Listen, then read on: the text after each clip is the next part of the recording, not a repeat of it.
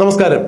2024 ലോക്സഭാ തെരഞ്ഞെടുപ്പ് മെയ്യിൽ നടക്കും എന്നുള്ള അറിയിപ്പ് വന്നുകൊണ്ടിരിക്കുന്നു. ഔദ്യോഗിക സ്ഥിരീകരണം ഉണ്ടായിട്ടില്ല. എങ്കിലും 2024 ലോക്സഭാ തെരഞ്ഞെടുപ്പ് മെയ് മാസത്തിൽ തന്നെ ആയിരിക്കും എന്നുള്ള കണക്ക് കൂട്ടലുകളോടുകൂടി തന്നെയാണ് ഇപ്പോൾ എല്ലാ മുന്നണികളും പ്രവർത്തന സജ്ജരായിരിക്കുന്നത്. പല മുന്നണികളും പല മണ്ഡലങ്ങളിലും അവരവരുടെ സ്ഥാനാർത്ഥികളെ പ്രഖ്യാപിച്ചു കഴിഞ്ഞു. ബി.ജെ.പിയെ സംബന്ധിച്ചിടത്തോളം ഇക്കുറി കേരളത്തിൽ നിന്ന് 5 or 6 സീറ്റെങ്കിലും നേടാൻ ഉറച്ചു തന്നെയാണ് അവരുടെ പോരാട്ടം എന്നുള്ളതാണ് അറിയുന്നത്. ഈ കഴിഞ്ഞ ദിവസം ജനപക്ഷം നേതാവായ പി.സി. ജോർജും പി.സി. ജോർജിന്റെ മകനും കോട്ടയം ജില്ലാ പഞ്ചായത്ത് മെമ്പറുമായ ഷോൺ ജോർജും ബി.ജെ.പിയിൽ ചേർന്നിരിക്കുന്നു.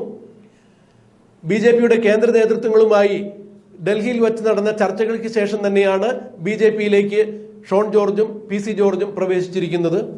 വരുന്ന ലോക്സഭാ തെരഞ്ഞെടുപ്പിൽ ബി.ജെ.പി ടിക്കറ്റിൽ ബി.ജെ.പി സ്ഥാനാർത്ഥിയായി പത്തനംതിട്ടയിൽ നിന്നും പി.സി. ജോർജ് മത്സരിക്കും എന്നാണ് അറിയുന്നത്. ബി.ജെ.പിയുടെ ഗ്ലാമർ മണ്ഡലങ്ങൾ എന്ന് വിശേഷിപ്പിക്കപ്പെടുന്ന ആറ്റിങ്ങലിലും തിരുവനന്തപുരത്തും തൃശ്ശൂരിലും ഏതാണ്ട് സ്ഥാനാർത്ഥി നിർണയം പൂർത്തിയായി കഴിഞ്ഞിരിക്കുന്നു എന്നുള്ള വാർത്തകൾ തന്നെയാണ് പുറത്തു വരുന്നത്. ഇതിന് ഔദ്യോഗിക സ്ഥിരീകരണം വന്നിട്ടില്ല എങ്കിലും തൃശ്ശൂരിൽ സുരേഷ് ഗോപി തന്നെ ആയിരിക്കും എന്നുള്ള രീതിയിൽ തന്നെ പ്രചരണങ്ങൾ മുന്നോട്ട് പോകുന്നു. തൃശ്ശൂർ ജില്ലയിൽ ഒരു മാസത്തിൽ 2 പ്രാവശ്യമാണ് നരേന്ദ്രമോദി സന്ദർശനം നടത്തിയത്.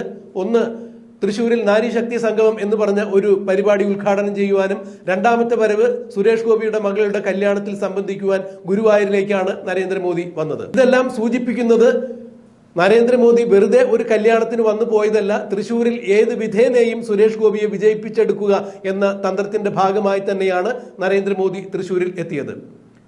കേരളത്തിലെ ബി.ജെ.പിയുടെ ഔദ്യോഗിക ഭാരവാഹിത്വമോ സ്ഥാനമാനങ്ങളോ ഒന്നും ഇല്ലാതിരുന്നിട്ട് കൂടി നരേന്ദ്രമോദി തൃശ്ശൂരിൽ നടത്തിയ റോഡ് ഷോയിൽ പങ്കെടുപ്പിച്ച ഒരേ ഒരു നേതാവ് സുരേഷ് ഗോപി തന്നെയായിരുന്നു.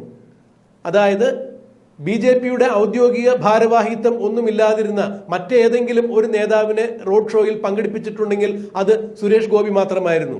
സുരേഷ് ഗോപിയെ കൂടാതെ നരേന്ദ്രമോദിയുടെ വാഹനത്തിൽ അന്നുണ്ടായിരുന്നത് കേരളത്തിലെ ബി.ജെ.പിയിലെ സംസ്ഥാന അധ്യക്ഷനായ കെ സുരേന്ദ്രനും മഹിളാ മോർച്ചയുടെ സംസ്ഥാന അധ്യക്ഷയായ നിവേദിതയും മാത്രമായിരുന്നു. ഇതിൽ നിന്നെല്ലാം നരേന്ദ്രമോദി കൃത്യമായ ഒരു സന്ദേശം തൃശ്ശൂർ ജനതയ്ക്ക് കൊടുക്കുകയായിരുന്നു. സുരേഷ് ഗോപി എനിക്ക് ഏറ്റവും പ്രിയപ്പെട്ട ആൾ തന്നെയാണ്, അതുകൊണ്ട് നിങ്ങൾ തീർച്ചയായും ലോക്സഭയിലേക്ക് സുരേഷ് ഗോപിയെ തിരഞ്ഞെടുത്തയക്കണം എന്നുള്ള സന്ദേശം തന്നെയാണ് നരേന്ദ്രമോദി തൃശ്ശൂരിൽ പകർന്നത് എന്നാണ് രാഷ്ട്രീയ നിരീക്ഷകർ ചൂണ്ടിക്കാണിക്കുന്നത്. അത് തന്നെയായിരുന്നു മോദിയുടെ വരവിന്റെ ഉദ്ദേശം എന്ന് തന്നെയാണ് കൂട്ടിവായിക്കപ്പെടുന്നത്.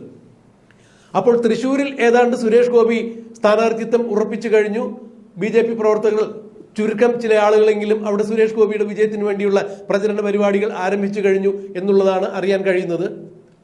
എന്നാൽ ബി.ജെ.പിയുടെ മറ്റൊരു ഗ്ലാമർ മണ്ഡലമായ തിരുവനന്തപുരത്ത് കേന്ദ്ര ധനകാര്യ വകുപ്പ് മന്ത്രി നിർമ്മല സീതാരാമൻ മത്സരിക്കും എന്നുള്ള കാര്യമാണ് ഇപ്പോൾ പുറത്തു വന്നുകൊണ്ടിരിക്കുന്നത്.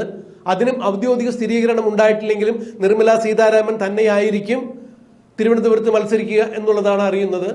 തിരുവനന്തപുരത്ത് UDF സ്ഥാനാർത്ഥി ശശി തരൂരിനെതിരെയായിരിക്കും നിർമ്മല സീതാരാമൻ മത്സരിക്കുക എന്നുള്ള കാര്യം കൂടി ചേർത്ത് വായിക്കപ്പെടുന്നു, അല്ലെങ്കിൽ അങ്ങനെയുള്ള അഭ്യൂഹങ്ങൾ കേൾക്കപ്പെടുന്നു. കഴിഞ്ഞ ലോക്സഭാ തെരഞ്ഞെടുപ്പിൽ തിരുവനന്തപുരം ആറ്റിങ്ങലിൽ നിന്ന് മത്സരിച്ച കേരളത്തിലെ തീപ്പൊരി നേതാവ് ബി.ജെ.പിയുടെ സംസ്ഥാന അധ്യക്ഷ കൂടിയായ സംസ്ഥാന ഉപാധ്യക്ഷയായ ശോഭാ സുരേന്ദ്രനായിരുന്നു. പ്രതികൂല സാഹചര്യങ്ങൾ അവഗണിച്ചുകൊണ്ട് തന്നെ കഴിഞ്ഞ ലോക്സഭാ തെരഞ്ഞെടുപ്പിൽ ആറ്റിങ്ങലിൽ നിന്ന് ശോഭാ സുരേന്ദ്രൻ ഏതാണ്ട് 2.5 ലക്ഷത്തിലധികം വോട്ടുകളാണ് സ്വരൂപിച്ചത്. ശോഭാ സുരേന്ദ്രൻ കേരളത്തിലെ ഏത് മണ്ഡലത്തിൽ നിന്നാലും വിജയസാധ്യതയുള്ള നേതാവ് തന്നെയാണ് എന്ന് ബി.ജെ.പിയിൽ അടക്കം പറയുമ്പോൾ കേരളത്തിലെ ചില നേതാക്കൾ ശോഭാ സുരേന്ദ്രനെ വെട്ടിയൊതുക്കി ഒരു മൂലക്കിരുത്തുവാൻ വേണ്ടി ശ്രമിക്കുന്നതായും മനസ്സിലാക്കാൻ കഴിഞ്ഞിട്ടുണ്ട് എന്ന് തന്നെയാണ് രാഷ്ട്രീയ നിരീക്ഷകരുടെ അഭിപ്രായത്തിൽ നിന്നും മനസ്സിലാക്കാനാവുന്ന കാര്യം. വിജയം സുനിശ്ചിതമായ അല്ല എന്നുണ്ടെങ്കിൽ 6 സുനിശ്ചിത മണ്ഡലങ്ങൾ ബി.ജെ.പി ഇക്കുറി നേടും എന്ന് പറയുമ്പോൾ അതിൽ എവിടെയെങ്കിലും ഈ 6 സുനിശ്ചിതമായ വിജയം ഉറപ്പായ 6 മണ്ഡലങ്ങളിൽ എവിടെ നിന്നെങ്കിലും ശോഭാ സുരേന്ദ്രനെ നിർത്തി മത്സരിപ്പിച്ച് ജയിപ്പിക്കണം എന്നുള്ളത് തന്നെയായിരിക്കണം ബി.ജെ.പിയുടെ ലക്ഷ്യം എന്നാണ് ബി.ജെ.പി അണികൾ അഭിപ്രായപ്പെടുന്നത്. അതിനിടയിൽ വയനാട്ടിൽ രാഹുൽ ഗാന്ധി വീണ്ടും മത്സരിക്കുന്നു എന്നറിയുന്നു. അങ്ങനെയെങ്കിൽ രാഹുൽ ഗാന്ധിയോട് തീ പാറുന്ന ഒരു മത്സരം കാഴ്ചവെക്കണം എന്നുണ്ടെങ്കിൽ ശോഭാ സുരേന്ദ്രൻ അല്ലാതെ മറ്റൊരു നേതാവ് ബി.ജെ.പിയിൽ ഇല്ല എന്ന് തന്നെയാണ് ഇപ്പോൾ പറഞ്ഞു കേൾക്കുന്നത്. അതായത് രാഹുൽ ഗാന്ധിയുമായി ആരോഗ്യപരമായ ഒരു മത്സരം അവിടെ കാഴ്ചവെക്കണമെങ്കിൽ ബി.ജെ.പിയിൽ നിന്നും ശോഭാ സുരേന്ദ്രൻ വരണം എന്നുള്ളതാണ് പറഞ്ഞു കേൾക്കുന്നത്. അത് ഒരുപക്ഷെ ശരിയായിരിക്കും. രാഹുൽ ഗാന്ധിയെ സംബന്ധിച്ചിടത്തോളം കേരളത്തിൽ നല്ല ഒരു മത്സരം കാഴ്ചവെക്കുവാൻ അല്ലെങ്കിൽ നല്ല ഒരു പ്രതിയോഗി തന്നെയായിരിക്കും ശോഭാ സുരേന്ദ്രൻ. പക്ഷേ പറഞ്ഞു കേൾക്കുന്ന വിവരങ്ങളുടെ അടിസ്ഥാനത്തിൽ കഴിഞ്ഞ പ്രാവശ്യം രാഹുൽ ഗാന്ധിക്ക് കിട്ടിയ വോട്ടിന്റെ അടിസ്ഥാനത്തിൽ ഇക്കുറിയും രാഹുൽ ഗാന്ധി തന്നെയായിരിക്കും അവിടെ വിജയിക്കാൻ സാധ്യത എന്ന് തന്നെയാണ് രാഷ്ട്രീയ നിരീക്ഷകർ ചൂണ്ടിക്കാണിക്കുന്നത്. നല്ല ഒരു തീപാറുന്ന മത്സരം കാഴ്ചവെക്കാൻ വേണ്ടി മാത്രം ശോഭാ സുരേന്ദ്രനെ രാഹുൽ ഗാന്ധിയുടെ എതിരാളിയായി മത്സരിപ്പിച്ചതുകൊണ്ട് BJPക്ക് പ്രത്യേക ഗുണങ്ങളൊന്നും ഇല്ല എന്ന് തന്നെയാണ് BJPയുടെ ഒരു പക്ഷം അണികൾ ഇപ്പോൾ എടുത്തു കാണിക്കുന്നത്. ഇക്കുറി കേരളത്തിൽ നിന്ന് 5 സീറ്റെങ്കിലും BJP നേടണം എന്ന് പറയുമ്പോൾ സുനിശ്ചിത മണ്ഡലങ്ങളായ 5 മണ്ഡലങ്ങളിൽ അല്ലെങ്കിൽ 6 മണ്ഡലങ്ങളിൽ എവിടെയെങ്കിലും ഒരു സ്ഥലത്ത് ശോഭാ സുരേന്ദ്രനെ നിർത്തി മത്സരിപ്പിക്കണം എന്ന് തന്നെയാണ് ശോഭാ സുരേന്ദ്രന്റെ അണികളും ഇപ്പോൾ ആവശ്യപ്പെടുന്നത്. എന്നാൽ പാർട്ടി ആവശ്യപ്പെടുന്ന പക്ഷം കേരളത്തിലെ ഏത് മണ്ഡലങ്ങളിൽ നിന്ന് മത്സരിക്കുവാൻ ശോഭാ സുരേന്ദ്രൻ തയ്യാറാണ് എന്നുള്ളതാണ് നമുക്കറിയാൻ കഴിയുന്ന വിവരം. അച്ചടക്കമുള്ള ഒരു പാർട്ടി പ്രവർത്തക എന്ന രീതിയിൽ പാർട്ടിയുടെ ആജ്ഞ ശിരസാ വഹിച്ചുകൊണ്ട് പാർട്ടി പറയുന്ന മണ്ഡലങ്ങളിൽ പാർട്ടിക്ക് വേണ്ടി അവർ സേവനമനുഷ്ഠിക്കും എന്ന് തന്നെയാണ് ഇപ്പോൾ അറിയാൻ കഴിയുന്ന കാര്യം. എന്നാൽ ശോഭാ സുരേന്ദ്രനെ പോലെ കഴിവുറ്റ പ്രാഗൽഭ്യമുള്ള ഒരു രാഷ്ട്രീയ നായികയെ ഇക്കുറി പാർലമെന്റിലേക്ക് കേരളത്തിൽ നിന്ന് പ്രദാനം ചെയ്യാൻ സാധിക്കുകയാണെങ്കിൽ തീർച്ചയായും അത് BJPയുടെ വലിയ നേട്ടം തന്നെയായിരിക്കും. കേരള ഘടകത്തിനും അത് വലിയ അഭിമാനകരമായ നേട്ടം തന്നെയായിരിക്കും. കേരളത്തിന്റെ വികസന സ്വപ്നങ്ങളോട് ചേർന്ന് നിൽക്കുവാൻ പറ്റിയ, കേരളത്തിലെ സാധാരണക്കാരന്റെ ജീവിതത്തെ കരുപ്പിടിപ്പിക്കാൻ പറ്റിയ മാർഗനിർദ്ദേശങ്ങളുമായി കേരളത്തിൽ നിന്ന് BJPയിലെ സമുന്നത സാരഥിയായ ശോഭാ സുരേന്ദ്രനെ കൂടി പാർലമെന്റിലേക്ക് എത്തിക്കുവാനുള്ള നീക്കങ്ങളാണ് കേരളത്തിലെ BJPയിലെ സമുന്നതരായ നേതാക്കൾ ശ്രമിക്കേണ്ടത് എന്ന് തന്നെയാണ് ശോഭാ സുരേന്ദ്രനോട് അടുത്ത നേതൃത്വങ്ങൾ ഇപ്പോൾ സൂചിപ്പിക്കുന്നത്. അതായത് വിജയസാധ്യതയില്ലാത്ത ഏതെങ്കിലും മണ്ഡലങ്ങളിൽ കൊണ്ടുപോയി ശോഭാ സുരേന്ദ്രന് നല്ലൊരു മത്സരം കാഴ്ചവെക്കുന്നതിന് വേണ്ടി മാത്രം നിർത്തിയതുകൊണ്ട് BJPക്ക് പ്രത്യേകിച്ച് ഗുണങ്ങളൊന്നും ഇല്ല എന്ന് തന്നെയാണ് ചൂണ്ടിക്കാണിക്കപ്പെടുന്നത്. എന്നാൽ കേരളത്തിലെ BJP നേതൃത്വങ്ങളിൽ ചിലരെങ്കിലും ശോഭാ സുരേന്ദ്രനുമായി നല്ല അടുപ്പത്തിലല്ല, അഥവാ ശോഭാ സുരേന്ദ്രനെ ഏത് വിധേനയും ചവിട്ടിത്താഴ്ത്തി തങ്ങൾക്ക് കയറിപ്പോകാൻ വേണ്ടി പല നേതാക്കളും ശ്രമിക്കുന്നു എന്നുള്ള ചില രാഷ്ട്രീയ പിന്നാമ്പുറങ്ങളിൽ ചില വർത്തമാനങ്ങൾ കേൾക്കുന്നുണ്ട്. അതിനെ ശരിവയ്ക്കുന്ന ചില കാര്യങ്ങൾ തന്നെയാണ് സമീപകാല രാഷ്ട്രീയ ചരിത്രം പരിശോധിക്കുമ്പോൾ മനസ്സിലാകുക.